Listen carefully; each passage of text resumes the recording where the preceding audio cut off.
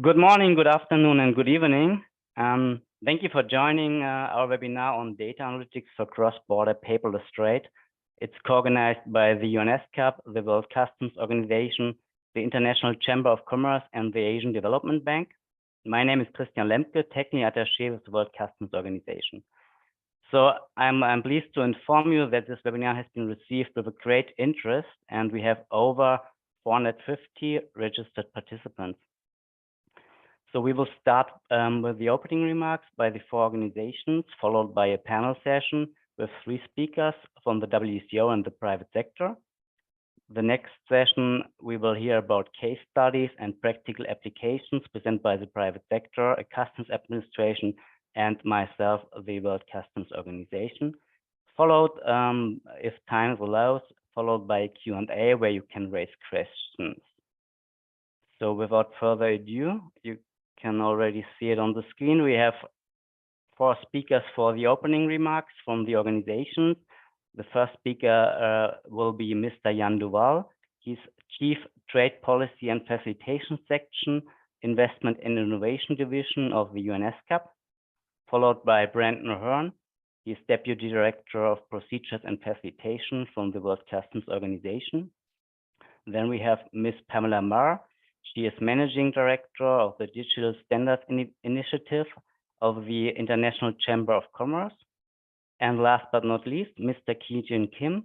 He's Senior Economist of the Asian Development Bank. So please, we could please start with the opening remarks. Thank you.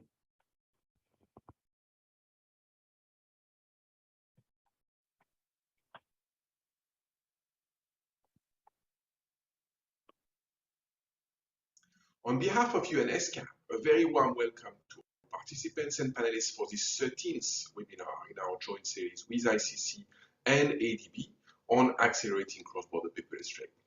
So the series has now reached well over 2,000 participants since it was launched, and you're really welcome to access all the recordings of the previous webinars from our website. Today's webinar focuses on data analytics for cross-border paperless trade. This webinar topic is particularly close to us at ESCAP, as most of us are empirical economists. We really love data.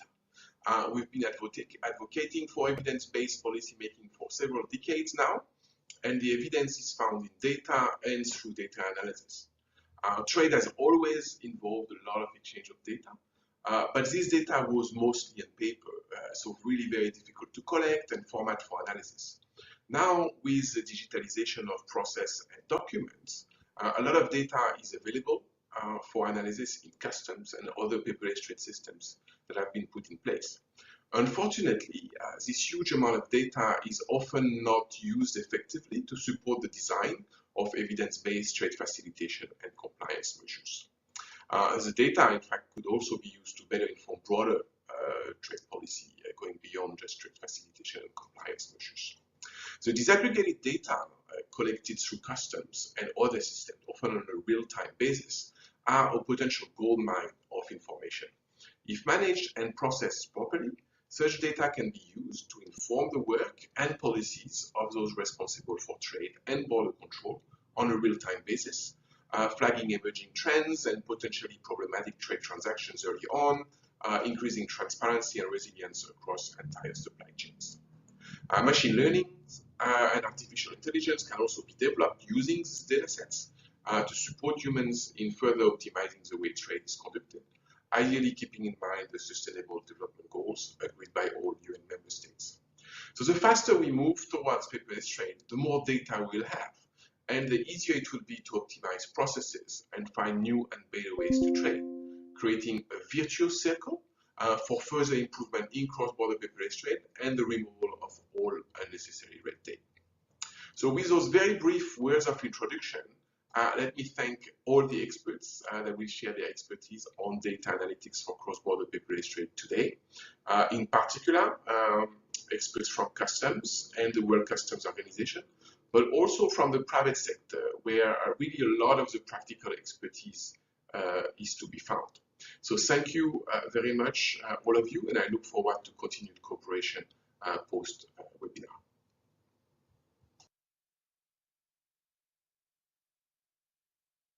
Good afternoon and welcome to this joint webinar on data analytics for cross-border paperless trade. My name is Brendan O'Hearn and I'm the Deputy Director in charge of the Procedures and Facilitation Subdirectorate here at the World Customs Organization. I'm honored to organize this timely webinar with a panel of distinguished experts jointly with the United Nations Economic and Social Commission for Asia and the Pacific, the International Chamber of Commerce, and the Asia Development Bank. We have come together to address a topic of vital importance to the global economy, the use of data analytics in facilitating cross-border paperless trade. As we all know, the world is in the midst of a digital revolution, and the way we conduct business is changing rapidly. The digitalization of trade processes offers tremendous opportunities for increasing efficiency, reduced costs, and enhanced security. However, it also presents new challenges, particularly in the realm of data management. Customs administrations and other stakeholders must have the tools and capabilities to effectively analyze and utilize data in order to facilitate trade and support economic growth. That is why we've gathered here today, to share our knowledge, experiences, and insights on how data analytics can be leveraged to streamline trade processes and make them more efficient.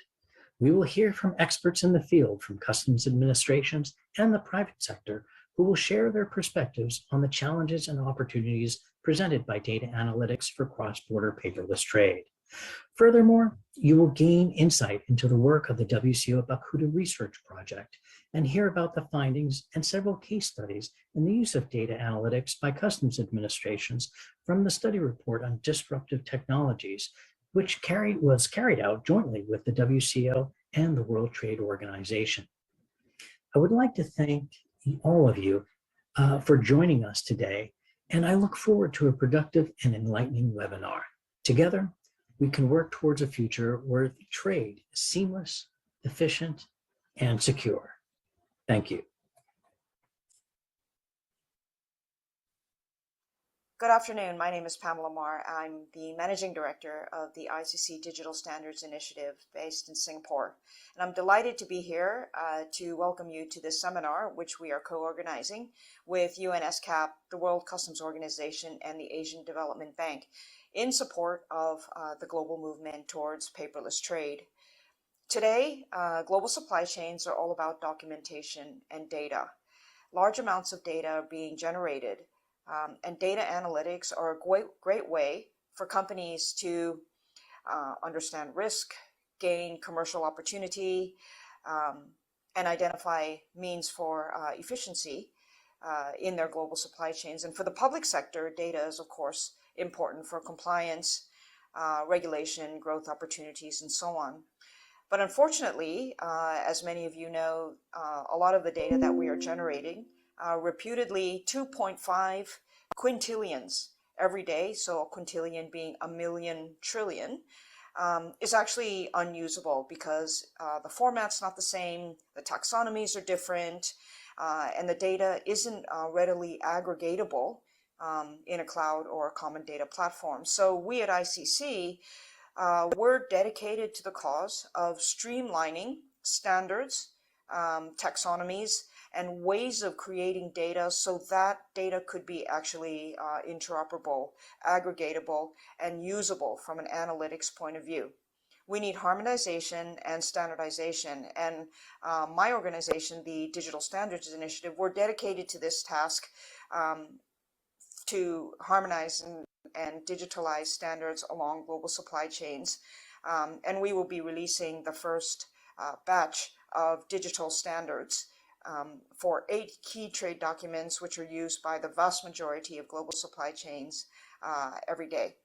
So looking forward to the seminar and to further discussions with all of the participants about how to better use the data that you are creating every day. Thank you very much. Good afternoon, good morning, colleagues, and welcome to this webinar on data analytics for cross-border paperless trade. Since the pandemic, the use of digital technologies has accelerated and has proven critical to economic resilience and recovery. E-commerce platforms enabled producers to continue the production and the sales of goods despite disruptions in supply and logistics chains. Emerging technologies are helping to forge new global linkages and are increasingly being used by businesses, traders, transport and logistics providers, and customs authorities. They also provide a wealth of data that can be used to complement economic indicators. And they help policymakers formulate policies and make decisions more accurately and much faster. This in turn contributes to mitigate risks and enhance resilience. For example, real-time shipping records, such as the automatic identification system, is widely used not only for maritime safety monitoring, but also for economic analytics at a high frequency. Various studies have also used the AIS data to estimate trade activities and greenhouse gas emissions. They are showing good potential in complementing official data that are available only at lower frequency. Such big data analytics can ultimately help policymakers identify areas of interventions, such as port customs infrastructure, to improve operational efficiency. I'm very much looking forward to listening to today's discussions and case studies on how various data and analytical tools are being used for trade facilitation. Thank you very much and good day. Thank you for the opening remarks. This brings us to our panel session. Your moderator of this panel session is Ms. Florence Diogay, and over to you, Florence. Thank you, Christian. Greetings from the ICC from Paris, and welcome to the first part of this webinar, in which we will learn about data analytics and how some of the institutions and stakeholders use it. But first, I would also like to thank our co-organizers for bringing us together today, and to you also for taking the time to be with us. So my name is Florence Diogay, and I work as a Global Policy Manager for Trade and Customs at the International Chamber of Commerce in Paris. It's great to be with you today. And for those who don't know the ICC, we are a global business organization, the institutional representative of over 45 million companies, from MSMEs to macro companies across all sectors and industries in the world. We are also the only business organization with permanent observer status at the UN. And without further ado, let's start with the first panel session. So we will have 3 speakers, and actually we have a surprise speaker who will provide a very interesting angle to the topic. And we will start with our first speaker, Mr. Hongqing Kang, who is technical attaché at the capacity building department of the WCO. And he recently joined the secretariat coming from the Korea Customs Service.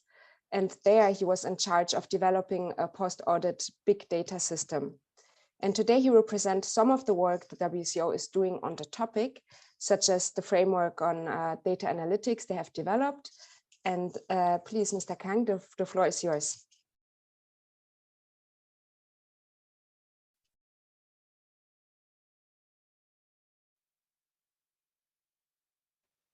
Hello, nice to meet you all. My name is Hong Kang, Technical Attaché at Capacity Building Directorate of WCO, and it's an honor to give you a presentation on the update of Bakuda project-related data analysis. As you may know, the project name is an acronym which stands for Band of Customs Data Analysts, and Bakuda means change in Korean. The aim of the project is to help customs administration in embracing analytical tools and methodologies to change their decision-making and processes. The project itself is financially supported by the Korean Customs Cooperation Fund, CCFK. Bakuda is a collaborative research project between customs and data scientists, whose objective is to develop data analytic methodologies, including algorithms in open source programming languages, such as R or Python. These algorithms are made available for WCO members to deploy them in their administrations through cloud computing to analyze their own data. And we have accomplished achievements in 3 sectors, which are framework, practical algorithms for customs, and online courses and offline workshop. To make the presentation precise and clear, I will skip the framework and move on to the algorithm. Practical algorithms we developed with data experts are data algorithm and HS recommendation algorithm. First, data algorithm. As an initial advanced analytical tool, the data algorithm and its follow-on DataLite product were developed to enable automatic detection of fraudulent trade and risk assessment of individual transactions. This ensured that sparse resources could be strategically mobilized to address high-risk areas in a fact-based manner to maximize the efficiency of customs administration. As part of the pilot project, it was trained on 5-year import data from the Nigerian Customs Administration, and date a model called Dual Attentive Tree-Aware Embedding is able to classify and rank illegal trade flows that contribute most to total customs revenue when captured. Its performance in detecting illegal trade flows with a high accuracy has been demonstrated in several tests and studies. For example, if only 10% of all transported goods can be inspected, this algorithm will make a recommendation with the goods that have the highest probability of illegality and the expected revenue. Next one is AIHS. The classification of commodities in the harmonized system is one of the major tasks of customs administration and has a great importance for the collection of revenue. Although the customs administrations are continuously updating their HS nomenclature, matching various types of products to limited numbers of codes always remains a difficult problem. This model tries to solve this problem by recommending HS codes based on its commodity description with a high accuracy. It uses text embedding methods to create a dynamic machine learning model. So this is a statistic on its performance based on a pilot testing program in cooperation with the Nigerian Customs Office. The algorithm predicted 6-digit HS codes using commodity descriptions. The chapter 87, 84, and 85 were chosen for training due to having the most amount of sample data. As you know, the volume of available data plays a major role in the training of a model. The table shows the performance of each model in terms of recommendation hit ratio. We see how the hit ratio changes the more codes are recommended. The positive result from the first phase of testing is encouraging, and an autonomous online testing at the WCO cloud platform will be made available soon. Next achievement sector is online courses, offline workshop, and scholarship. In terms of e-learning courses, there are currently beginners and intermediate courses on data analytics, and a specialized course on the usage of the HS code recommendation AI and text embedding method in the customs domain. More specialized courses and expert courses are planned and in preparation. Data quality courses are also in the pipeline. 2 online courses and a guideline to provide ready-to-use tools for customs. First, data cleansing course which aims to improve quality of existing data using open source methods. Second, data standardization course ensuring high quality of newly collected data. And the last one, data quality guideline, holistic document to ensure high quality data in an organization. Along with the online training, the project has established the Bakuda Scholarship Program funded by CCF Korea. It aims to educate the participants and developing them into data analytics experts who can be a driving force in transforming their respective organizations into data-driven ones. 12 members officials from all regions were invited for 5 months at the SKKU Seonggyungwan University in Korea. The scholarship encompasses a 1-month online portion was conducted already and a 4-month offline program which completed in July 2022 in Korea.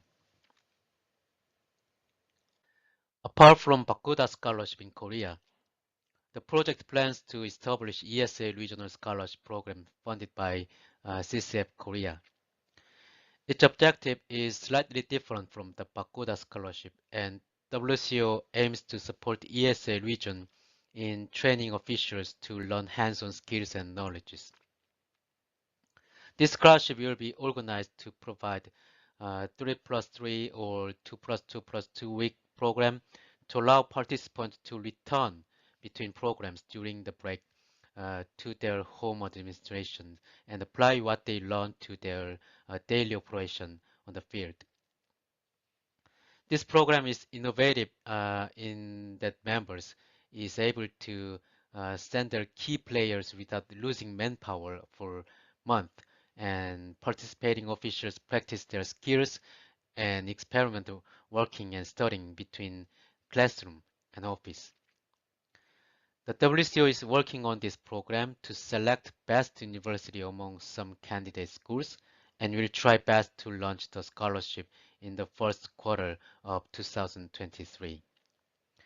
Details of the scholarship will be determined and informed to members in due courses.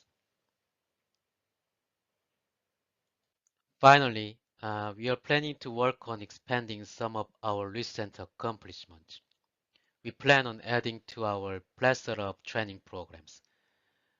By adding more languages to courses, we plan on to make them more accessible to a wider audience. To enrich the skills of already knowledgeable participants in the field of data analytics, we plan on introducing more advanced courses with a focus shifted towards the application of new algorithms in the field of customs and an expanded spectrum of VR training courses. Furthermore, we aim to provide technical assistance to members via diagnostic missions and accreditation of experts. Collaboration with members by deploying algorithms in a pilot project has already been conducted, and we aim to continue doing so in the future. So that's all my presentation. Thank you for your attention, and I hope my presentation helped you understand better our project. Thank you. Thank you so much.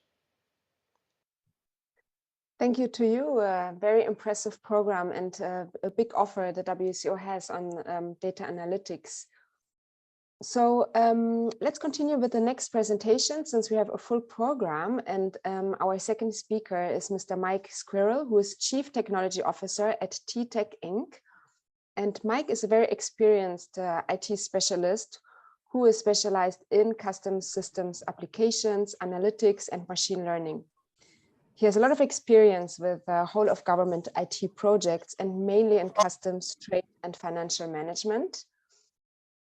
He's a team leader who has built systems using cutting-edge technologies across multiple customs agencies to improve revenue collection and while also identifying high-risk transactions.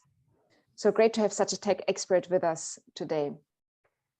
He will present today how they have used advanced data analytics and machine learning to reduce revenue leakage in the Bahamas.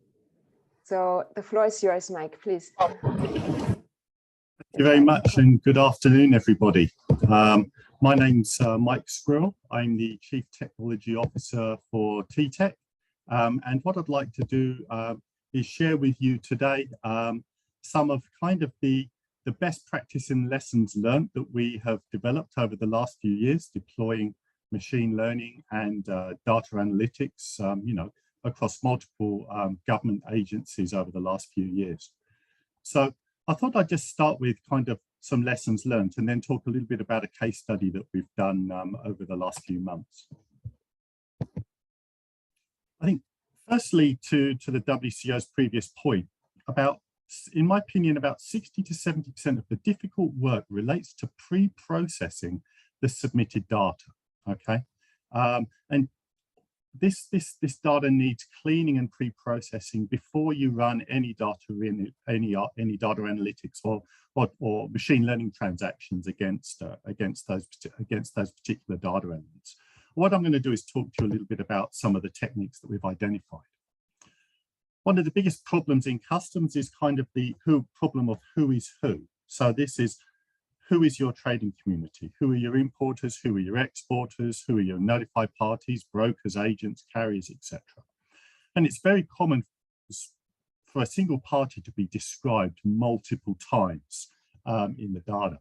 So first thing we need to do is create what we call canonical names. So this is where we take multiple ways in which we have identified in the data that companies have been described, and then referring those all back down to one unique canonical name. So here's an example on this slide where we have, a number of ways in which we've seen a particular bank in Japan being described, and we've consolidated that all down to just one name, so that when we run the analytics, we know who we're talking about. We know it's this exporter, because so that effectively the data isn't divided across multiple different ways of describing the same thing.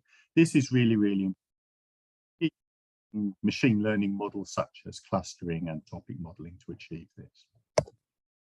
The same kind of thing applies with goods descriptions. Now, as the WCO Bakuda project speaker just indicated, the goods description, the commercial description of goods, not the tariff description, but the commercial description is really, really important, particularly for automated valuation and classification of goods.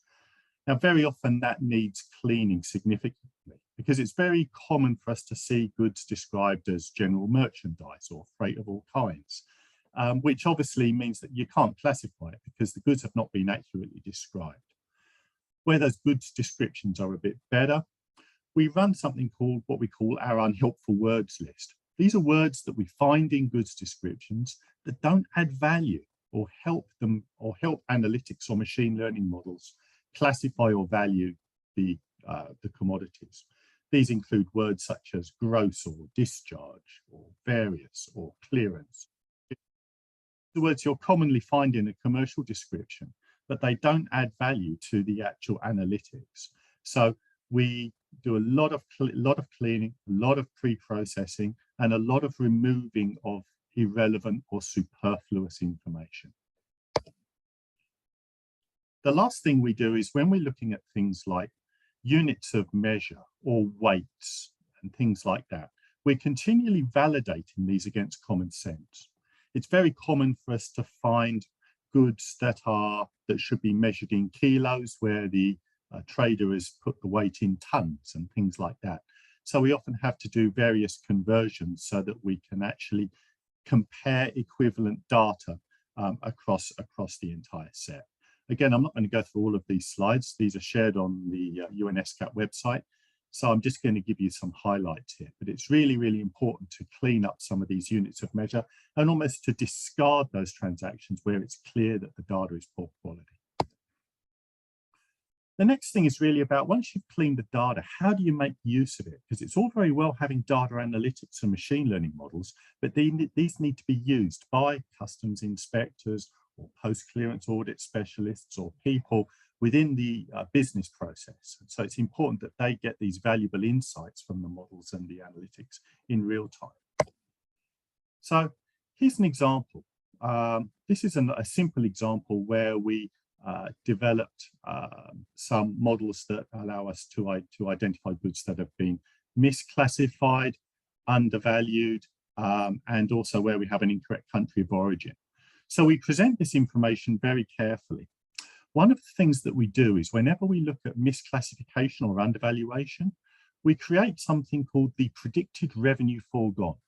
So if the analytics believes that the goods have been undervalued or misclassified, they look and calculate the taxes that should have been paid had the correct valuation or classification been put in the original data. If that amount is larger than the amount declared over a certain amount, then that becomes visible to a post-clearance audit specialist or a customs inspector. So what it means is that we can sort all of the transactions that are coming in real time in a big long list, from those where you've got the greatest potential revenue foregone through to those that effectively have a minimum cutoff point, like a de minimis value, where it's not worth customs collecting like small anomalies. It's too resource intensive. So by calculating out the revenue foregone and sorting that from greatest predicted revenue foregone through to least, it means that the customs inspectors can then focus their time and effort on those transactions that are most likely to result in good financial rewards, so that the time and effort that's gone into developing the analytics pays for itself very, very quickly. Another thing that we do is we always continually want feedback from customs officers and post-clearance audit specialists. So we actually develop codified forms, you know, when they find anomalies or even when they don't find anomalies based upon what we've identified in the data, so that those feedback forms are automatically fed into our analytics and machine learning models. And every night they get retrained based upon the findings of the customs inspectors out there in the field. And this is really important because it means that all of your analytics and your machine learning models are continually kind of pulsing with the latest threats and trends that have been identified out there at the customs checkpoint. It means that they don't become stale over time. One of the hardest problems in data analytics and machine learning is identifying what the boundaries is between normal, abnormal, and poor data. This is a really, really key area, because when you're analyzing data, often your model will give you a number and you need to determine what is my threshold for normal, what is my threshold for abnormal, and what is my threshold that says, I just don't believe the model, I think it was fed poor quality data. There's a few tricks of the trade here, again related to clustering and modeling and statistical analysis, to identify, you know, those transactions that fall outside the norm, potentially based upon undervaluation or misclassification or incorrect country of origin, for example, and also those where it was clear that the data was very poor. So there's some really good tricks of the trade here that are very, very important.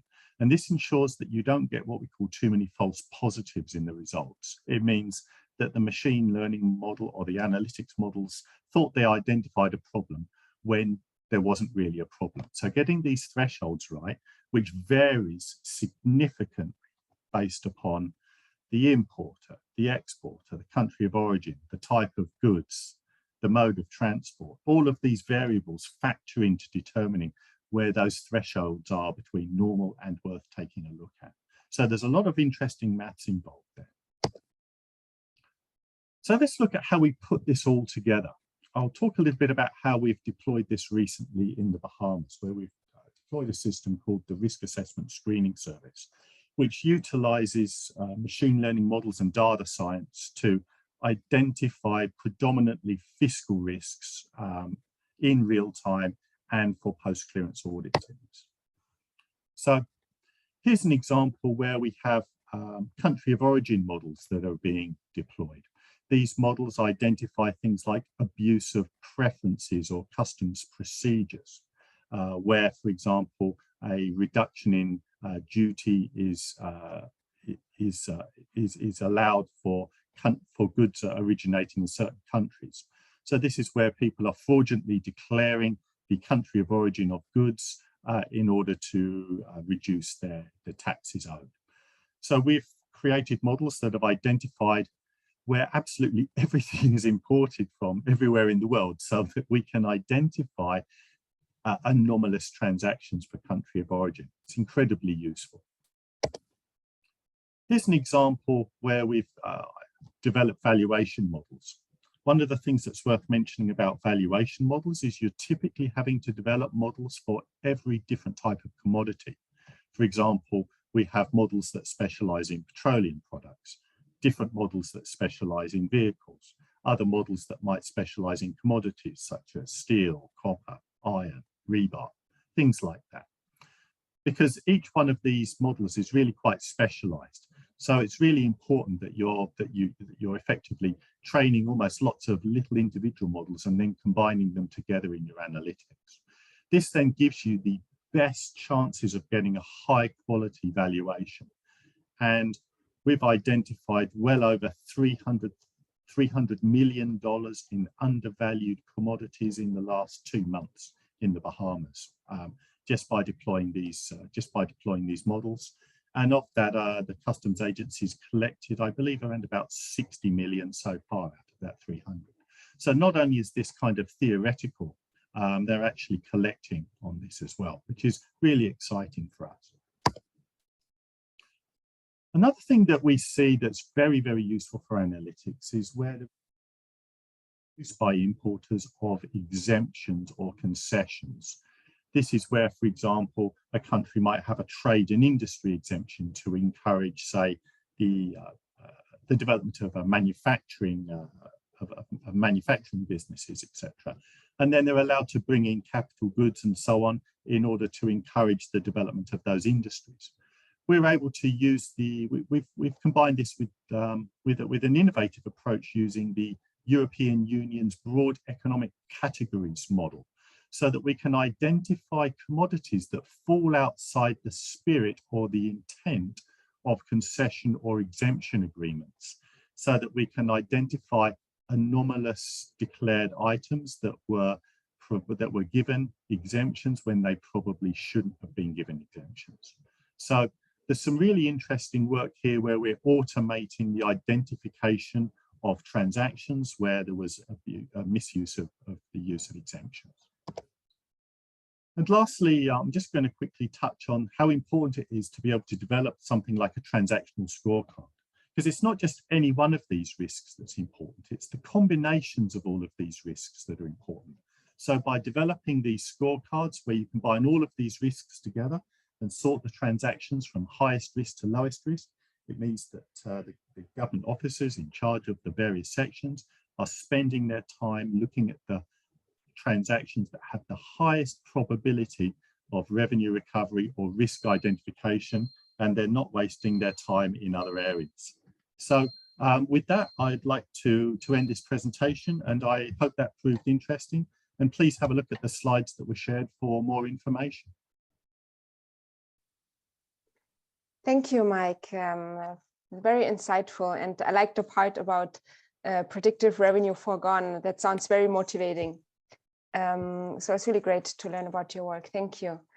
And as a reminder for participants, you can put, because I see there's a hand up, you can put your questions in the Q&A box. And I also invite the speakers to have a look out to the box. And if there are any questions that you maybe can already answer in writing, otherwise we will get to it later in the session. And so let's get to our third speaker, Mr. Dan Weinberger, who is co-founder and CEO of Morpheus Network. And as background, the Morpheus Network is an automated supply chain middleware platform that is based on blockchain. And through his work, Dan has helped many companies meet regulatory requirements in various countries in different regions. And he's also a supply chain expert for our friends at UNCFACT. Today, he will tell us how data is analyzed to optimize the activities of businesses and machine learning use cases for environmental purposes. Please, Dan, the floor is yours. Thank you so much, Florence. Hopefully you guys can hear me well. Good morning, 3:42 a.m. here in Canada. Excited to be here with you guys. So I thought I'd run you through a quick presentation. We only have about 10 minutes, so let me hop right into it and get right to the information I want to speak about here. So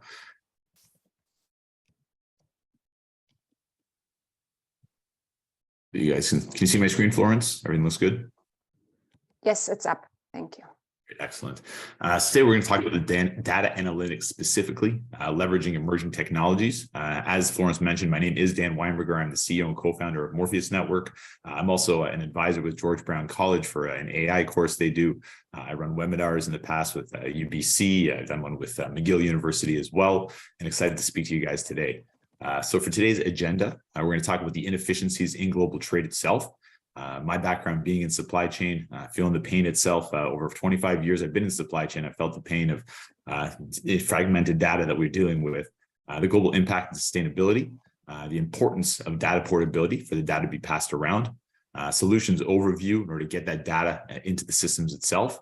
Then we're talking about the tech overview. Of course, we're talking about machine learning today. We're going to talk about a little bit IoT, a little OCR, optical character recognition, and how important it is to have all these systems integrated together. Then we're talking about some machine learning implementations and case studies.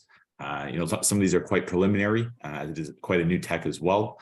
We're going to talk about some high-level implementations of how some enterprises can go about implementing machine learning into their systems. And we're going to look to the future of AI and global supply chain, which is a very exciting topic right now with ChatGPT taking a lot of the news headlines. It's pretty cool. So let's get right into it. This is a World Bank statement from a few years ago that supply chain inefficiency is the #1 problem to solve in order to stimulate economic growth. Reducing these barriers to global trade could increase worldwide GDP by $2 trillion. What are they speaking about, these $2 trillion? This isn't $2 trillion that's new. It's unrealized for current companies right now that are running their supply chains inoptimally, running into a lot of barriers when it comes to compliance, as well as not using the data they currently have. Looking at your average supply chain, there's about 40 points of handling down a supply chain. Everyone in this meeting knows a lot about these specific flows that go on. Breaking it down specifically, there's a lot of synchrony that needs to happen. We have the flow of goods, the flow of documents and services, and the flow of money, of course. When you have the flow of documents, for example, you have a lot of different touch points, all the different stakeholders contributing to the same supply chain. We have to be able to take the data from all these different places, not only create a lot of automation based on the data speaking to each other, but optimize based on machine learning algorithms based on the data coming into the systems. So let's get into what the systems, how the systems are broken. What did we learn during COVID? What did we learn during the semiconductor shortages and all the other issues in supply chain? We have a ton of disconnected systems down the supply chain, dealing with one specific port operator. They have 43 different IT systems to run their specific supply chain, which is just crazy. There's communication gaps down for the different stakeholders around the world. Smallholder farmers down in, could be in China or Africa, contributing to the same chain all the way down to the retail facilities, could be in America, and all that, has to bring all that data together. Inflexible software architecture, now being able to pull in all that data from different places. We mentioned interoperability and how important that is. A lot of errors down the supply chain as well. I find a lot of delays, complex and scattered information and communication. That gets right back into that data that's all over the place and not being used optimally. That's when we can feed that into those machine learning algorithms we're going to speak about. A lack of visibility as well, not knowing where the goods are, where the compliance is, what's been filed, where your trucks are. We're going to get into that as well, and how we can leverage machine learning to optimize supply chains based on that. And of course, the mismanagement of the data that is there, how's it being used? We're going to get into that. So what do we do with Morpheus? That's my company specifically. We like to pull in all that data into our platform. Our positioning is middleware. We are the binding glue for all this fragmented data in the supply chain. We have over 150 different integrations right now, pulling in data from different systems, whether it's ERP systems such as SAP, Oracle, JD Edwards, Sage, Microsoft Dynamics, wherever the data is coming from, different terminal operating systems, various TMS systems as well, integrating all these systems together. And then what's great about that is we're pulling all that data through our platform, allowing us to take advantage of machine learning algorithms and AI in order to optimize based on that data as well. Interoperability is so key. As I mentioned, one port operator we're working with has 43 different systems. If you're working with dozens of stakeholders down the supply chain, you're talking about potentially hundreds of different IT systems that have to communicate with each other. That's why interoperability is key through all these different solutions. And how does a solution work? Very high level. You have the data coming in from all the different stakeholders, the data coming in from the different IT systems, whether it's something simple like PO data from an ERP, or having the documents supplied by the customs officials that it's been cleared, and having different triggers down the supply chain as well, allowing us to create, as I mentioned, all that different automation. But once we have that data, that's when we can apply it to the machine learning centers, which are all excited about. What technologies are we using to bring in this data? First of all, IoT devices have been a huge benefit to us. Aside from us all carrying IoT devices in our pockets with our cell phones, these devices, we have about a dozen different IoT partners. Allows us to bring in data when it comes to geolocation, humidity, shock, light, all these different data points that we can bring in, and then leverage that data to optimize supply chains based on what the IoT device is giving us. We work with companies such as Geotab, the largest telematics provider in the world. Hanha is a great IoT provider as well. Even IoTech's Pebble, which is a blockchain-based IoT device as well. Setting up a simple geofence, being able to know where your goods are, being able to trigger different events down the supply chain, being able to apply your machine learning results, your algorithm results based on location of goods, based on how the flow of your goods are going. And that's where IoT comes in as well. Optical character recognition. This does not push ahead, let's say, digitalization of an entire process or entire system, but definitely helps digitize documents themselves, to pull data points from these documents, making sure that documents themselves are filed properly. A lot of documents nowadays are still physical, and using OCR and these types of techniques to digitize these documents in order to push ahead these digitalized efforts is definitely a huge benefit as well. Really amazing technology. Then we get right into machine learning and the benefits in the supply chain industry. There's a ton of different benefits. Of course, let's say scheduling maintenance, streamlining production. What I want to focus on a lot is improving inbound shipping capabilities. Very exciting different uses all the way down the supply chain. We can get into different ones, different examples, increasing end-to-end visibility, identifying product damage, of course, all data coming in from the consumers. But let's get into the specific use cases of all these different benefits of machine learning and supply chain. So Customs Direct, we have an integration with Customs Direct, our customs broker partner. The integration is directly with the ACE platform. Basically, it allows us to automate the entire process of cross-border trade between Canada and the US, which is by value the largest land border in the world when it comes to crossings, with the amount of goods that go across. And basically, any company can automate their entire supply chain. Basically, a shipper and a receiver. The semantics has to match up basically with the data points as mentioned by that last speaker as well, which is great.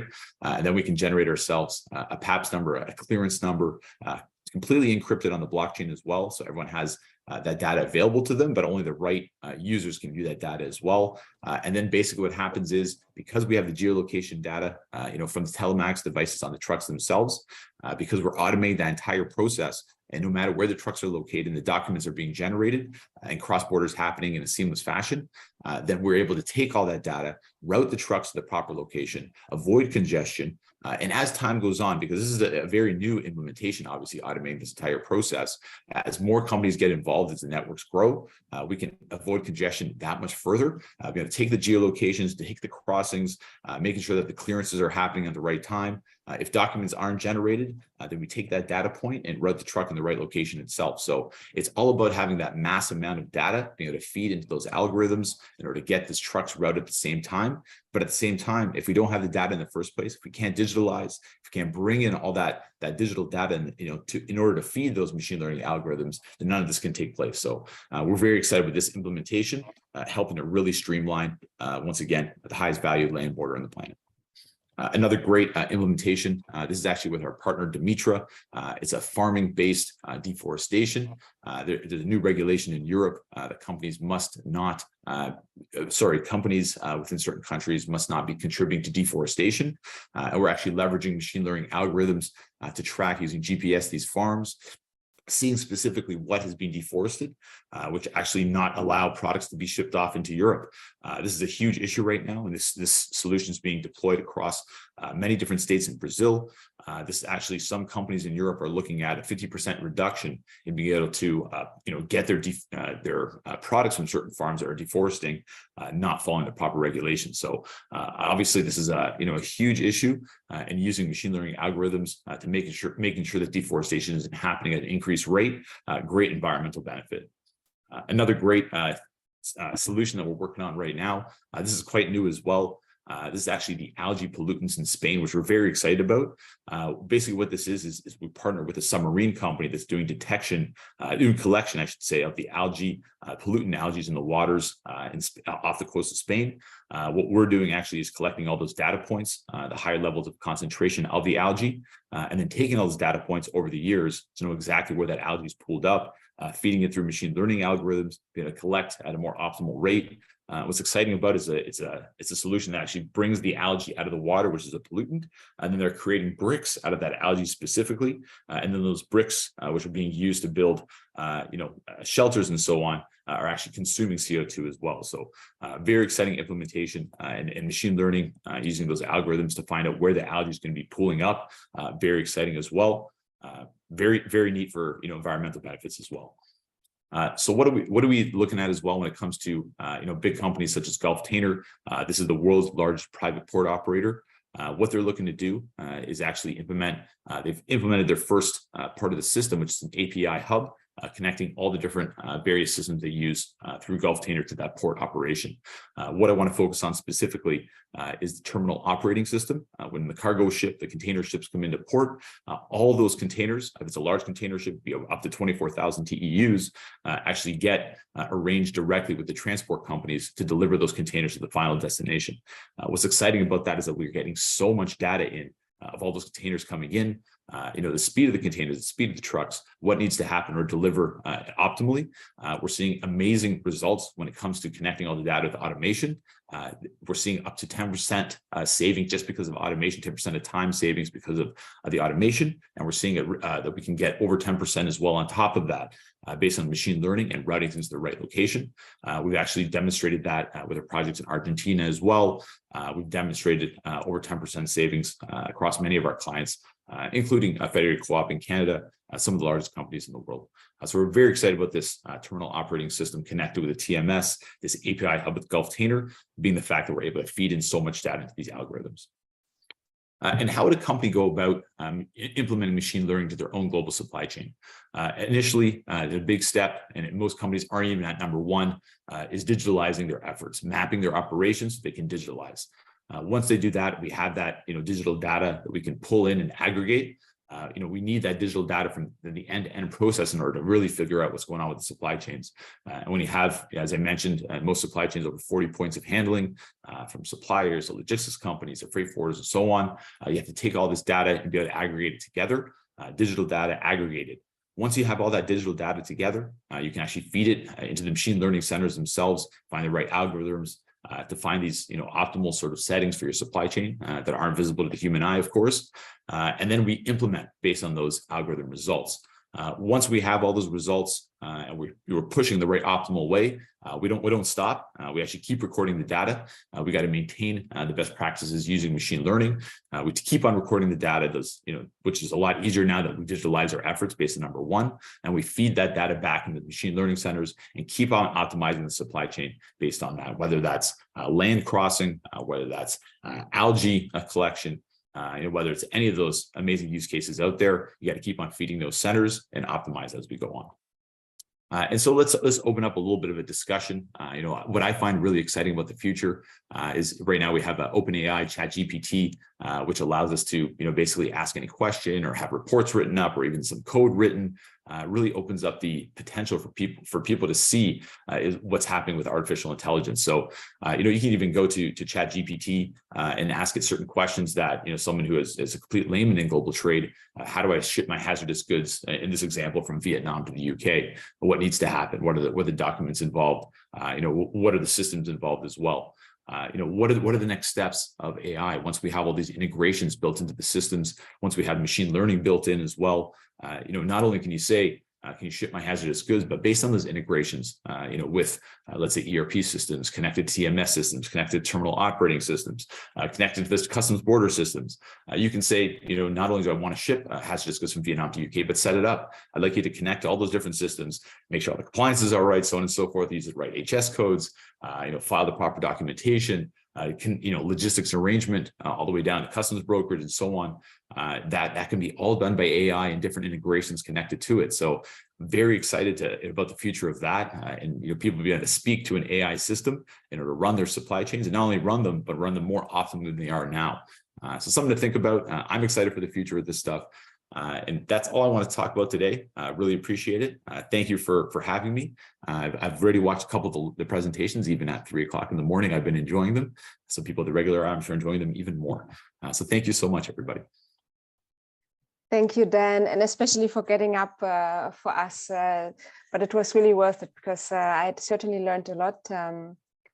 And it's incredible how far we've come with technology. And I really like also the link that it can make between environmental goals and also the increasing environment. So thank you. And so now, as promised, we have a surprise speaker, and I'm very happy to be joined by my colleague, Charlie Gordon. And Charlie is our ICC Global Policy Lead for SMEs.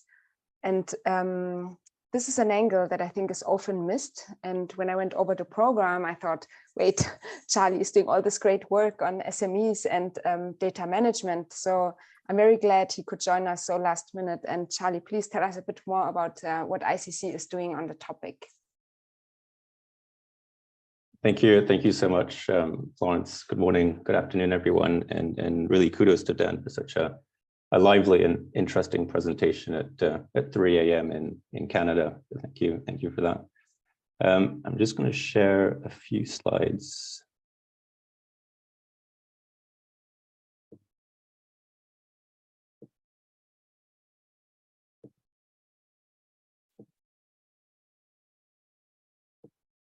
Okay, so hopefully you can see the slides. So as Florence said, I'm Charlie Gordon.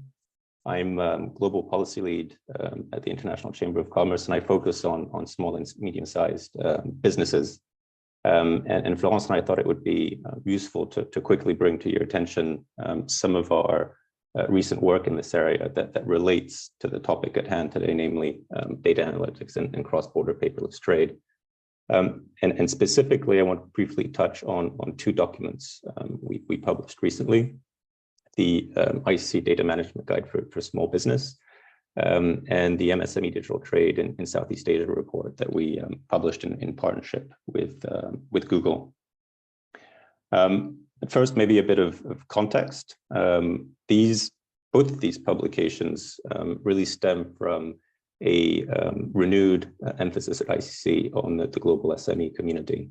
As I'm sure many of you know, SMEs account for 90% plus of businesses worldwide.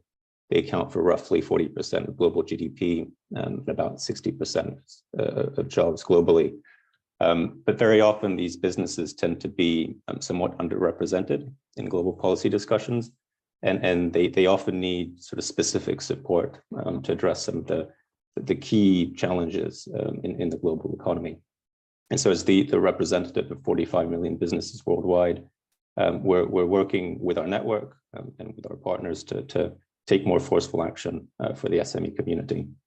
One of our initiatives in this area is the ICC Small Business Champions Network, which is essentially an informal advisory group of SME leaders from different regions, from different sectors, that are working with us to support our work in market intelligence, in public policy, as well as in the development and delivery of practical solutions that can help meet some of the needs and demands of the SME community. And in this context, one of our core priorities with this group and with the wider network is to promote digitalization within the SME community, to make sure MSMEs can properly leverage digital tools to increase productivity, to access international markets, and really compete internationally. And so both the Data Management Guide for Small Business and the SME Digital Trade Report were informed and driven with the support of this new network that's bound to grow in the coming months. Now, one of the areas where the gap between small businesses and large organizations is particularly acute is data management. And in many cases, small businesses do not necessarily hold the knowledge and the capabilities to properly leverage data for value creation. And so we decided to develop this concrete guide for SMEs that can serve as an introduction to the topic of data management by providing them with a methodology, some case studies, and some best practices in data management to help unlock new growth opportunities and help SMEs play a more active role in the global data economy. Document is structured around 5 key questions that really aims to help businesses first, understand why data is important for their organization, including how data can help businesses trade internationally. We also look at how businesses should manage the data they generate and control, looking at best practices, looking at how to implement a data management lifecycle, and also how to ensure strong data security and privacy. We also try to help businesses understand where they sit within their data ecosystem and how to best interact with business partners across the value chain. We also try to give guidance on how to best approach data sharing agreements, looking at control of data, access, as well as limitations in use of data. And finally, we look at some of the opportunities and pitfalls associated with data co-generation. So this is an initial guide that's available to businesses in our network and beyond. Of course, it's freely available on our website. So we'll be circulating it in the coming weeks and months in order to help build capabilities within the SME community. But we also see this as a potential springboard to address more granular issues, including perhaps data analytics for cross-border paperless trade. So this is the start of a process that we hope to grow in the coming months. I also want to quickly bring to your attention the report we recently published in partnership with Google that focuses on MSMEs digital exports in Southeast Asia. This is based on a survey of about 1,500 SMEs in the region in each of the 10 ASEAN markets. And this initiative really helped us, both map the export barriers that impact MSMEs in the region, but also better analyze the linkage between the use of digital technologies and cross-border trade. And then the underlying objective of this, of course, is to help shape the ASEAN Digital Trade Agreement that's under discussion in the region, but also help develop some tailored training programs for MSMEs. And I think that as we look at data analytics in cross-border paperless trade, we also have to consider some of the challenges that SMEs face when they attempt to leverage digital technologies in the context of international trade. And so, for instance, while we found that over 80% of businesses in the region have expanded their use of digital technologies in the past 2 years, in many cases, to better access international markets, many MSMEs continue to struggle with both gaps in connectivity and capability that we have to address if we're to unlock the full potential of cross-border paperless trade for the SME community. So I think one of the results of this report is to really highlight the importance of looking at this in a holistic way in order to ultimately create that inclusive environment that can benefit the wider business community. So I'll stop here, just taking this opportunity to bring your attention to these two reports. But feel free to reach out and happy to continue the discussion with panelists and participants. Thank you very much. Thank you, Charlie. And I'm very glad we could get this SME angle to the webinar. And I'm sure you can leave the links in the chat to the publications for the participants. And so thank you for joining us so last minute. Thank you.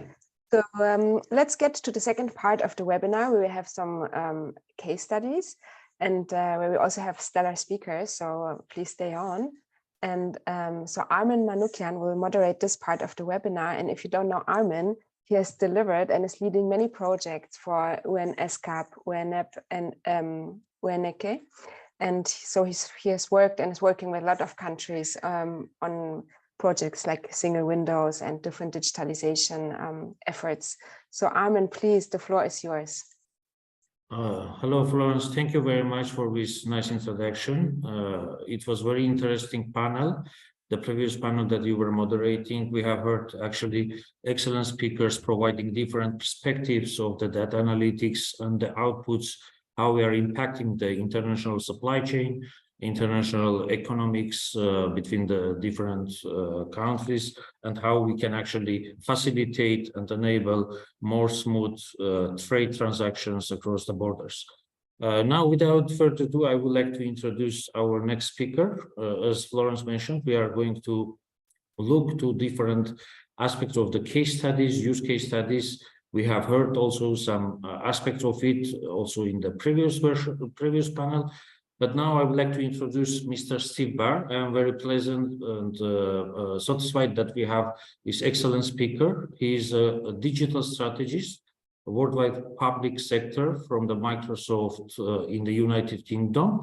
He has extensive experience in the business side and IT experience, and he's also well recognized by the public sector as an advisory to the parliament to use advanced technologies, to apply advanced technologies to different sectors in the industry of the UK. And he's also, as I understood, he's also in the one of the well recognized Capgemini company that is providing IT solutions in the public sector, in the private sector, and also involving the international supply chain. Without further ado, Mr. Barr, please, the floor is yours. We are waiting to hear some exciting information about the data analytics based on your experience. Thank you.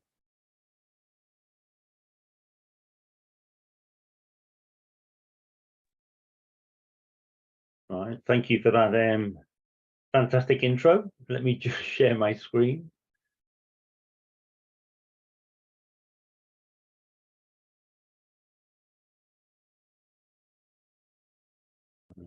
Can people see my screen?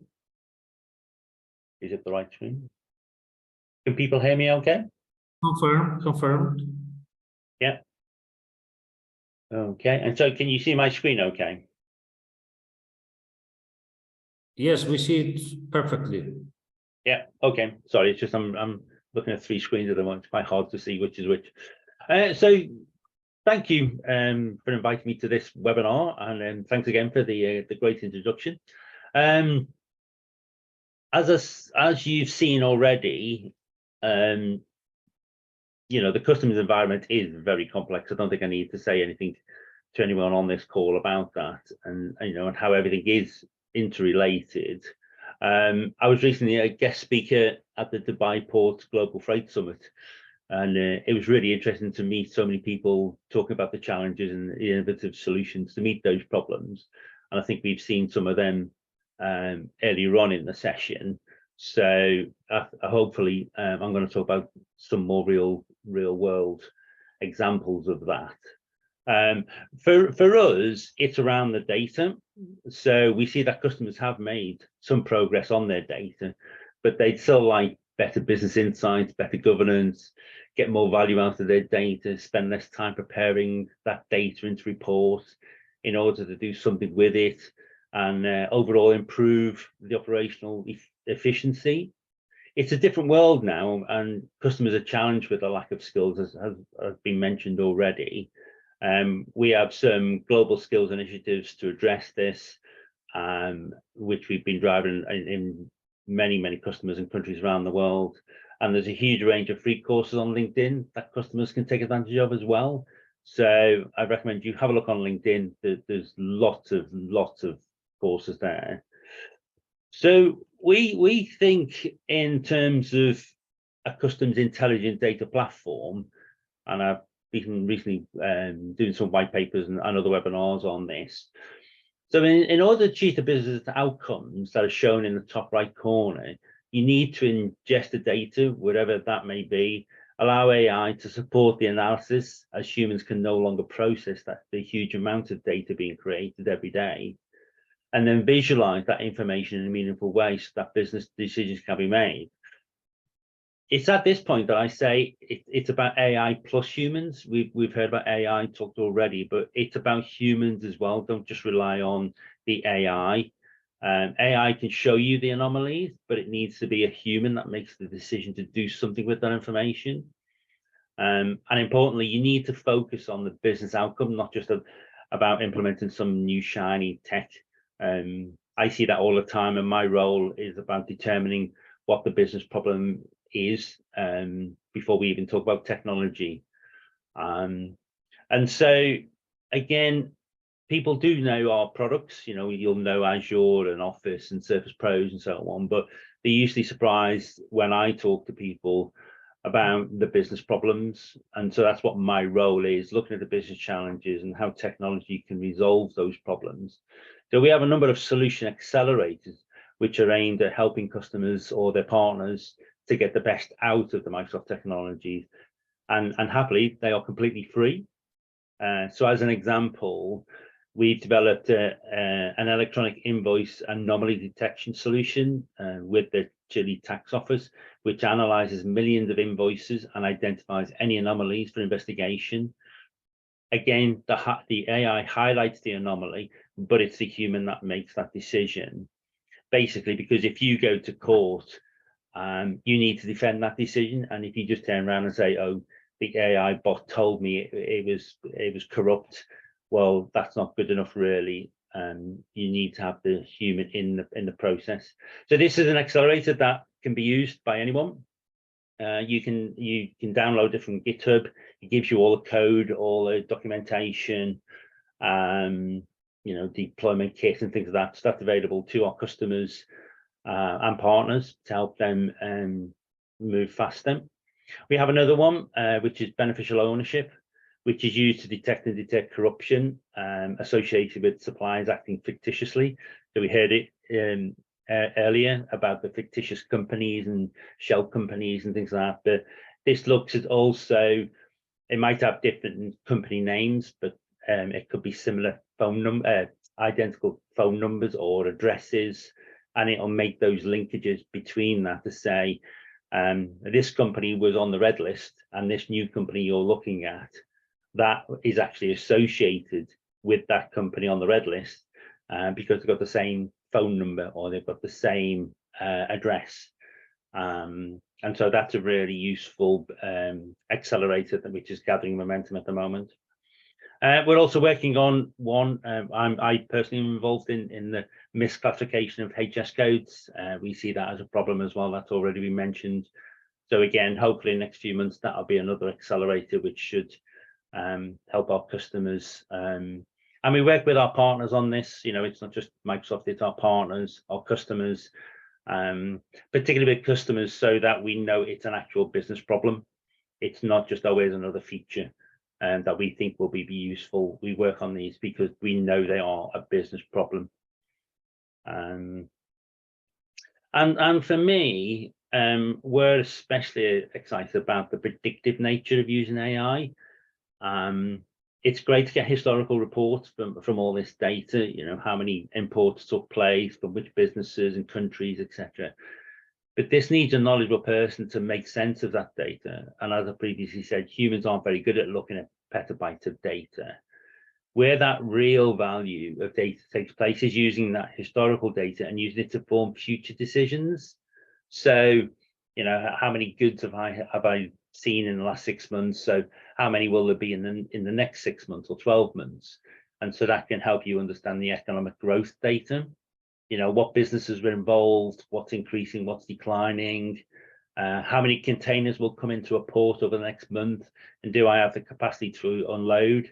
So that was some of the things I'm looking at with Dubai and Abu Dhabi ports.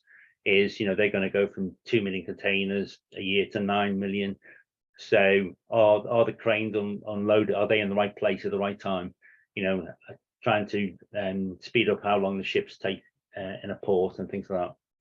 And then I spend a lot of time on sustainability as well. So how much energy is being consumed? So how much energy has been consumed in the last 6 months? What can I do in the future? You know, what is the weather going to be like? Is it going to be hot, cold? Can I turn some of the infrastructure off in certain places that's not being used? So a lot of things around that. So quickly now, just some case studies to go through as examples. So we've got India, so using data to improve their operational efficiency. Every container needed dozens of documents, as you well know, which slows everything down, and volumes are getting bigger. So digitizing the documents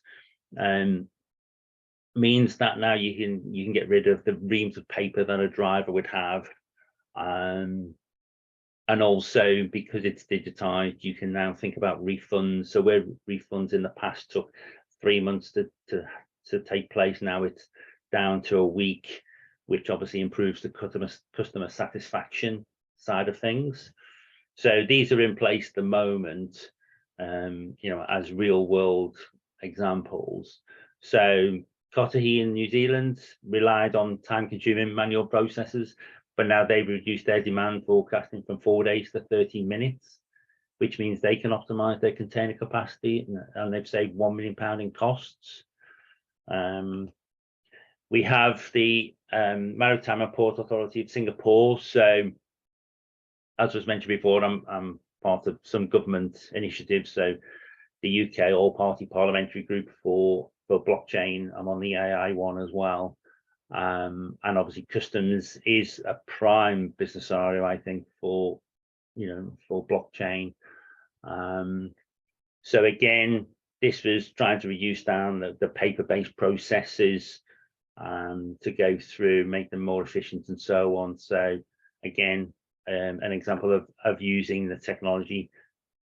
I've been doing this blockchain for about 3 or 4 years, really, with UK government.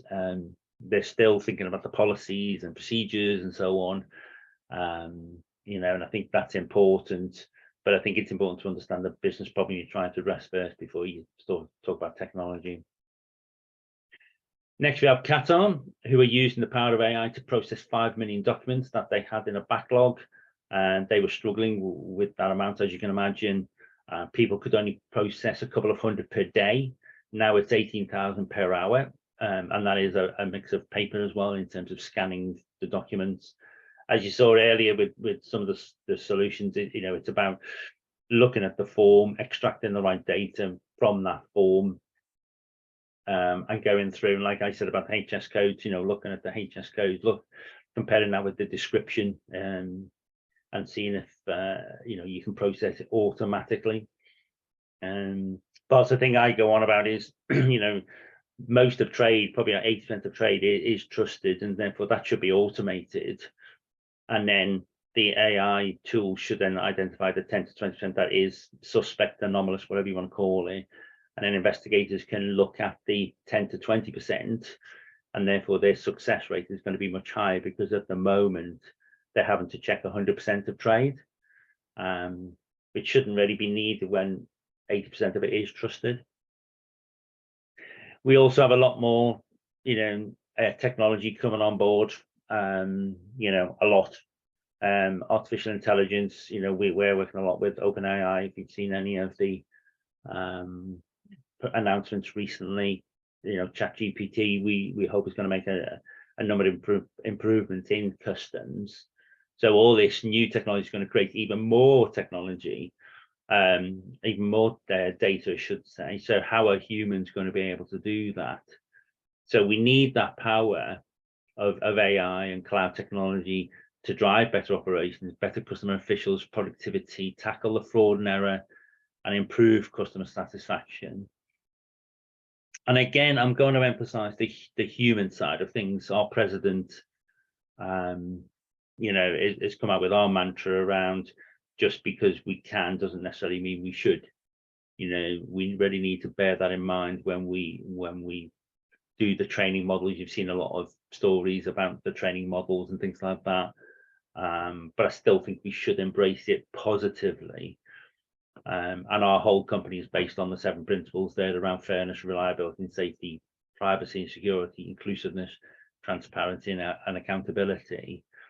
And so, hopefully that's just a brief example of some of the things we've been working on.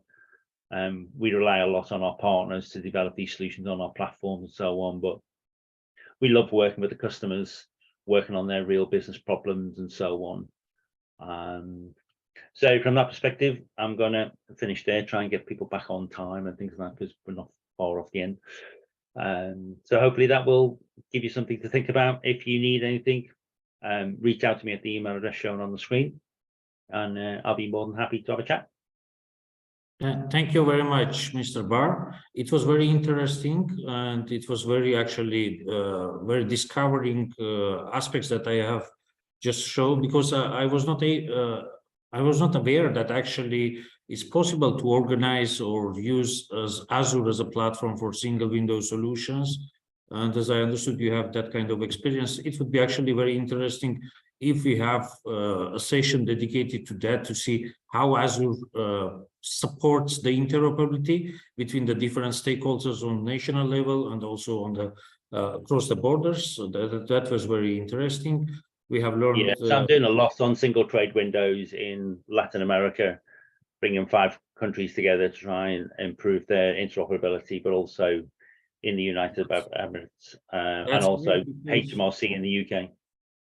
That's great, because we already have organized one single window webinar. It was the first one of the series, and actually we are planning to organize another one, also to see the impact of the different technologies on the single window environment, how it supports, or let's say limit the concept of the single window from the perspective that there is no more maybe validation, verification procedures required if we, for example, apply trusted technologies that can do that direct access of information and traceability.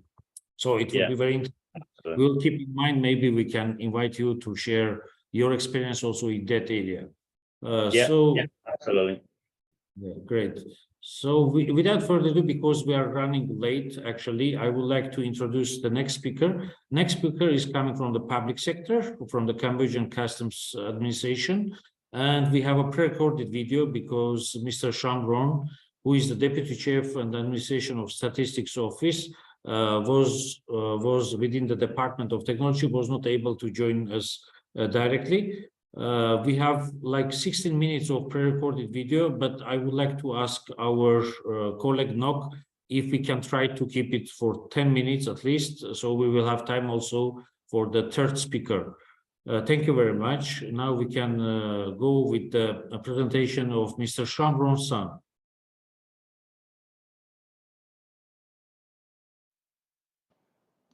Very good afternoon from Cambodia. I'm Jamran from General Department of Customs and Excise of Cambodia. WCO, ICC, and ADB for organizing this very important webinar and giving me an opportunity to share our experience. Despite our little experiences in data analytics, I'm glad to share what we have done and what we are doing, as well as the challenges we face. Because we don't have much time, let's just go straight to the topics. This is what I'm going to present. First of all, the structure of our customs administration. You probably ask, why should this be here? I just want to show you that with our proper organization structure, it's really difficult to make data analytics works, and really difficult. And after that, I will talk briefly about data warehouse. Then I will focus more on data processing and data validation. How do we implement data analytics there? And finally, some challenges as well as our plans. And this is the overall structure of our custom administration. This is our IT department, which play crucial role in custom automation things. And under this department, we have administration and statistic office, system infrastructure office, and information technology office. And another unit is not quite related, And Information Technology Office is mainly responsible for system development. And of course, the System Infrastructure Office is working on data center management and maintenance, system security, and other system infrastructures.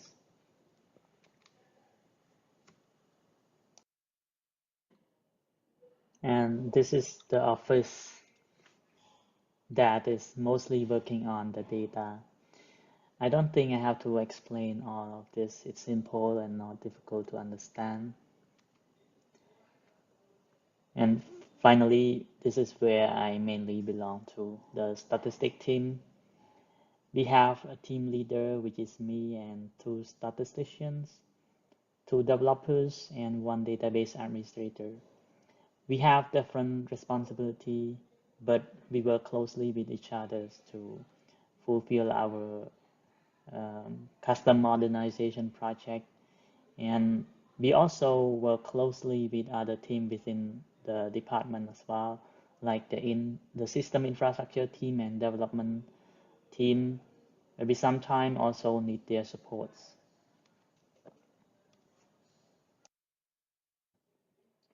This is our data warehouse. A few years ago, we introduced this data warehouse as a solution to our problems. Do you know why do we need data warehouse? In the past, we retrieve the data directly from operational database, and the problem is that it's interfere the performance of the operation system.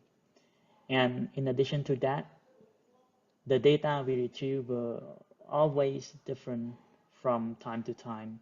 Even we use the same condition in the query, but we always got a different result. This is because the data in operational database were modified, because we found mistakes, for example, like on custom declaration, and we correct them. So this is the modification that cannot be avoided. So we need to find a solution. And data warehouse is, here we have 2 operational system at the moment. Actually, we have many others, but at the moment we only bring the 2 system into our data warehouse. And in our data warehouse, we have 4. In this detailed data, we have raw data and process data. And metadata, we store all the referenced data, because in custom we have so many reference data, like the country code or other international standard codes, and aggregated data for the reporting purpose as well. And this is the main steps for data processing. The first steps, we import the data. So we import the raw data into the processing database. And we have the sub steps, or the sub process that after importing the data, we verify the records, and we do the verification to make sure that all the records are imported properly. And the second step, we set default values. We call it like that, but basically it generates the values for missing data and to simplify the data for the ease of compiling. For example, we have simplified declaration. So some information is missing. It's not full information, but we can generate those information based on other information. And the third step, we check and correct invalid codes. This is very important step that we validate the data. So the data quality is basically based on this step and another step I will show you. So this is based on the reference table. For example, like we have HS code, we have country code, we have mode of transport code. So we use those reference just to make sure that all the data use the correct the valid code. And step 4, we set other field. This is mainly for statistical purpose. And step 5 is the creditability check and correction. So this is another important steps that we detect outlier and abnormal data. So currently we use bug plot and machine learning. I will show you in a moment. And the step 6, we analyze the time series. So we generate the 13 months time series tables for some indicators to analyze the trends. So when we see something, for example, like it's too low or too, like it's increased in a very high percentage, we can double check on those points. And step 7, we apply confidentiality. As you can see, in each step we have the sub steps, but it's not only these 4. I just select some of them, but we have so many sub steps in these main steps. And this is, like I said, we are going to apply some machine learning here.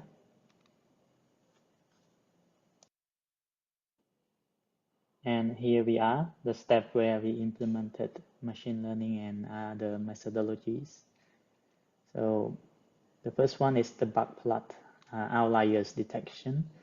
We implemented this bug plot in 2021, and it's a very effective method to detect the outlier transaction we found. We found a lot of errors from this method.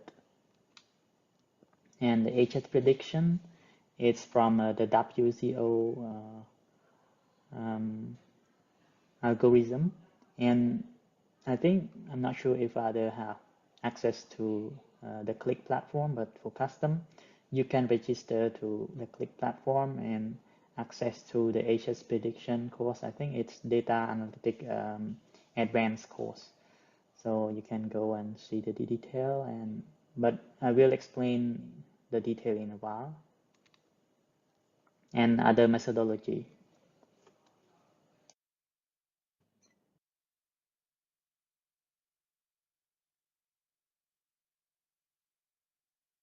Yes, thank you, Nachina. I would like just to mention to all the participants who are interested to follow up with more detail about the use case from the Cambodia Customs Administration. The video and all the slides presentations, I think already Vanarad mentioned, will be available, so you can check the total video. For right now, we are a little bit in late with the time, so I would like to introduce, without further ado, Mr. Christian Lembeke. Actually, he was the one that was opening the webinar, therefore you know him. He is originally from German Customs, and now from 2022 he is in the World Customs Organization and is responsible for different area and programs such as WCO data model, the RAMAP reform modernization and monitoring map for the WCO activities for supporting the members in the WCO. And also he is responsible for the Globally Network Customs, which is the global network of the customs administrations all around the world, that it was there for already more than 10 years.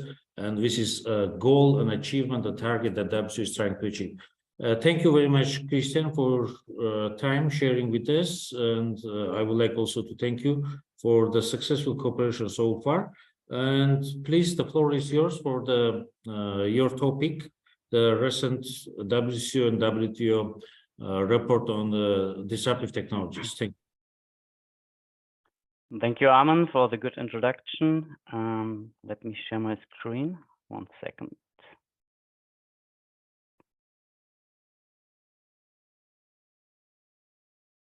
So are you able to see my slides?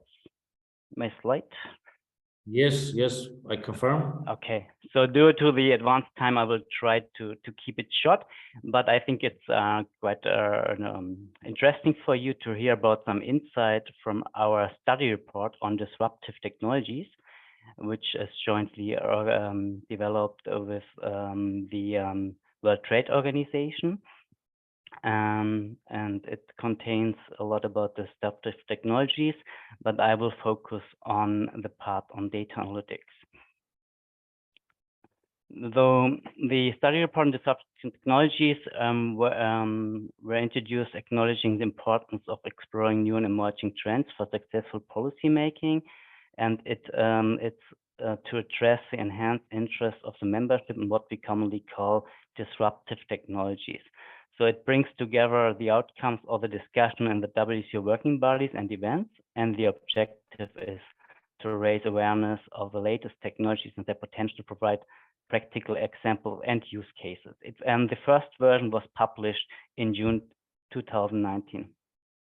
The study report focused on different technologies, which is blockchain, Internet of Things, AI, and machine learning. So what we also can call data analytics, biometrics, drones, virtual, augmented, and mixed reality, and 3D printing. And it has some information about strategy behind this technology, regulation, and the first version had 20 use cases from our members. Though jointly with the World Trade Organization, we work together on updating the study report on disruptive technologies as well in order to reflect the latest development, including the results of the WCO 2021 Annual Consolidated Survey. So it has some lessons learned and recommendations stemming from the round of 4 regional online experience sharing workshops since March 2021, as well as updated and new use cases. So in total, we have 42 use cases, and I will present you some of them with regard to the data analytics. And this use case were provided by our members and other stakeholders. Though October last year, the updated study report has been officially launched during a webinar, which was jointly organized by the WCO and the WTO with 900 participants from around the world. The study report highlighted that the use of big data, data analytics, artificial intelligence, customs, and border management presents a tremendous opportunity in the cross-border movement of people and on the commercial side. As a huge volume of data are generated by people and goods moving across borders, this group of technologies provides the ability to make sense of this huge and ever increasing amount of data. These technologies can be used to ingest this data and to detect and predict patterns more accurately than humans can. Visual search and facial recognition technology and behavioral and predictive analytics that are already being used in other sectors can also be further tailored for use in customs and border management. I will give you some numbers resulting from our annual survey. So you can see that almost 45% of customs authorities use data analytics, either AI, machine learning, or both. Big data analytics is currently used by 18% of the responding members, while 10% are planning to introduce it. Another 10% use AI and machine learning, while 12% are planning to introduce it. In addition, 16% use both data analytics and AI and machine learning. 33%, so a third of our members, have no plans to do so, to use data analytics, and 23% have currently no plans to implement this technology. We also asked our members for the main benefits they see. So the majority of customs authorities can see clear benefits from big data and AI, with the risk management and profiling, fraud detections, and greater compliance being the most prevalent, facilitating customs audits and identification of anomalies and improving revenue collection were also emphasized by a number of members. Furthermore, predicting future trends, enhancing trade facilitation, and improving imaging and visual search technologies were indicated as benefits. We also asked for the main obstacles. So this you can see is the lack of expertise, is the biggest challenge for customs authorities in implementing big data analytics, and other challenges including cost, lack of good practices, existing legacy systems, lack of traction of the use of the technology by other stakeholders, lack of government strategy, as well as legal issues. This will bring us to the example. So the study report, as I mentioned, contains 42 case studies, and I will briefly introduce you a few with regard to data analytics, but please feel free to check the study report for more information. So Hong Kong Customs launched the Cargo Big Data System in November 2020, which uses big data analytics and artificial intelligence to analyze cargo clearance and combat cross-border smuggling crimes. The system processed and analyzed large amounts of cargo data and vehicle crossing records to identify high-risk cargoes and conveyance. It used AI technologies such as text analytic, pattern analysis, and network analysis and data visualization to discover patterns and hidden relationships. Additionally, the system used big data technology such as web crawling for open source information and semantic analysis to analyze the latest smuggling trends. Next example is from the US. Like all customs administrations, US Customs and Border Protection captures large amounts of data from various sources, including passenger and vehicles at the port of entry. So CBP aims to leverage technology and artificial intelligence to effectively respond to emerging threats. To achieve this goal, CBP established the AI Center of Innovation, COI, in 2020 to rapidly develop, test, and deploy new AI solutions. The COI scope is focused on a select set of CBP priorities, and it's divided into two categories: core service and enterprise responsibilities. Core service will be provided to CBP organizations on an as-requested basis to enhance AI projects across CBP, and enterprise responsibilities will encompass a limited number of activities that will be centralized within the COI to offer a higher degree of coordination and standardization for AI-related activities. The next example is from Japan Customs. The Japan Customs is working since 2017 on a study to analyze X-ray images, and therefore they have the AI trained with a large amount of different X-ray images, as well as they also discover on big data and customs declaration.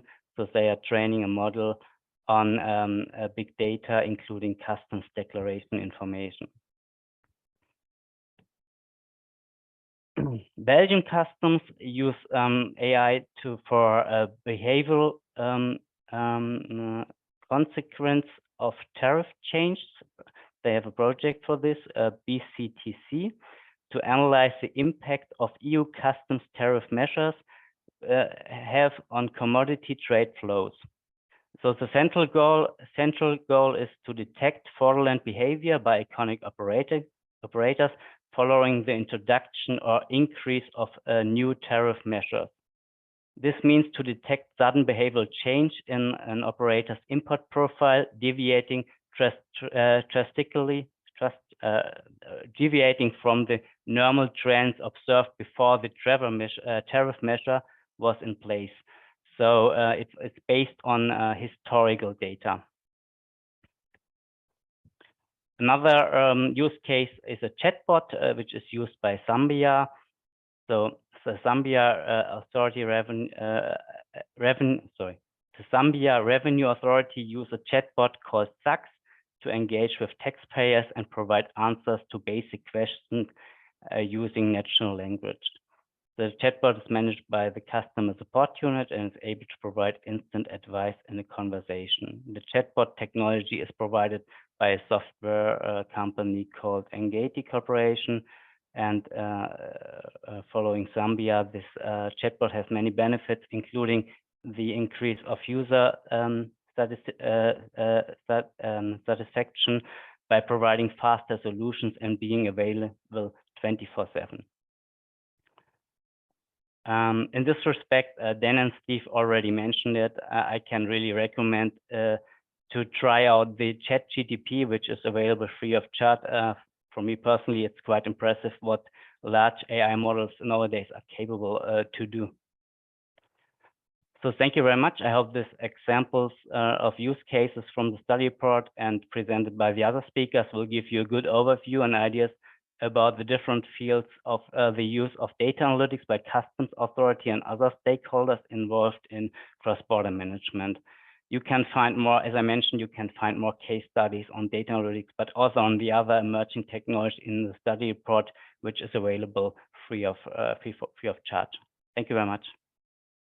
Thank you very much, Christian, for this introduction. I think it is very interesting report, actually, that WCO and WTO put efforts together to have, and it has many, actually, you mentioned, I think, 5-6 use cases, and it has actually much more use cases from customs administrations and how the public sector, customs administration, and private sector cooperate with each other to ensure the high quality of data and available for the data analytics in the different arrangements, and how the artificial intelligence and blockchain is used for the public and private partnership. Saying that, I mean, we are really very late with time, but just to keep with the formality, I would like just to raise one question from the open questions, because I see already there are more than 20 questions that have been replied. Maybe some were relevant directly to the content of the webinar, but one maybe, and I see Mr. Squirrel would like to reply, is from August Zonal, our ex-colleague from the WCO, and he was asking about a question regarding the AEI and AGS. It was mentioned during the presentation about the rate of increasing up to 90 seconds. And he was asking about the success rate, actually, against the hit rate.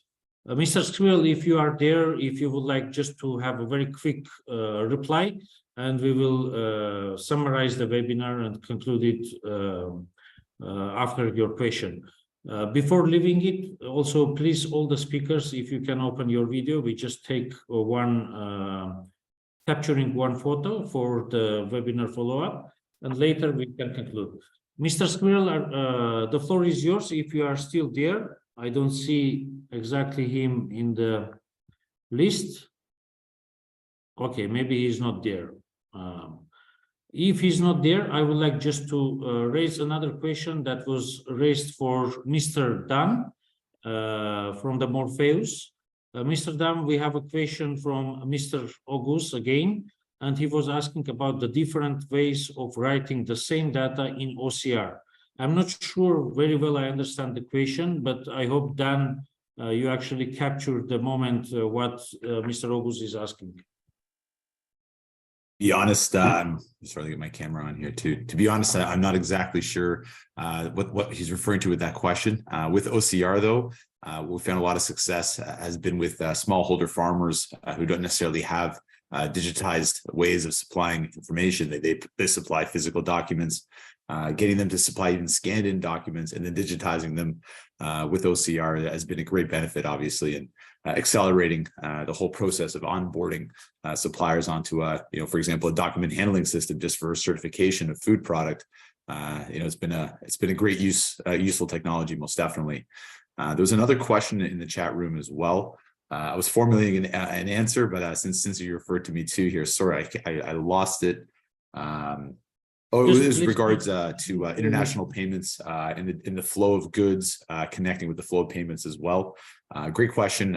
Just from what we do with Morpheus as a middleware, we connect to different systems that are currently in play, right? So we're integrated with, let's say, the SWIFT network. So if we have to send off a final bank payment, obviously the SWIFT network and the banking systems that these companies are connected to are doing their due diligence to allow them to have bank accounts in the first place. So the question was about money laundering and so on and so forth. So yeah, we do play with the various systems that are currently in use. So it's not like we're setting funds on the back end without any sort of regulations in place. So yeah, great question, but yeah, we have to work with the current systems that we have to follow. So thank you for that. Yeah, thank you very much. Thank you for all the speakers and all the participants taking time to join us. Actually, it was amazing after some time that we used to have more than 250 participants stably present during the webinar. This means that the topic is very relevant for the nowadays. And this means that we have excellent speakers that are providing content for the webinar and actually providing a lot of useful and insightful information that we can actually take into consideration while we are doing our day-to-day work. So thank you very much. I should have, as formal way of closing it, I should also have mentioning about the framework agreement, the ESCAP framework agreement about the paperless trade. And I would like to say that the guys are doing really a great job, because right now we have 13 countries between accession, approval countries that are right now there. And ESCAP is already working on the training packages and capacity building packages, technical assistance packages for the implementation of the framework agreement. And that agreement is actually very important for the topic that we are talking, because it's all about digitalization of the cross-border international supply chain between the different partners. Saying that, I would like to conclude our workshop. Thank you very much for all the speakers. Thank you, Dan, joining during the night, 3 a.m. there. I hope your next day would be great without any complication. We just take a photo and we can conclude the webinar, even if we don't have all the speakers there right now. Okay, no, please, can you take a photo and we can conclude the webinar and close the live stream.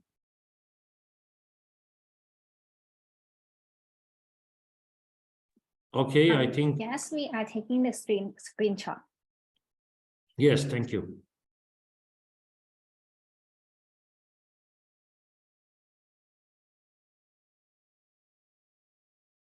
Okay, done. Okay, thank you very much, guys. Christian, Florence, Dan, Mr. Barr, all the support staff, Vanarat, Nachina, thank you very much. Thank you. It was great to have after some pause this great webinar.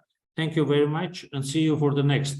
Florence, don't forget, I'm waiting for your meeting with me, and maybe Christian also, so we for the upcoming webinars. Thank you. Bye. Thank you. Bye-bye. Thank you. Bye. Bye. Bye. Bye.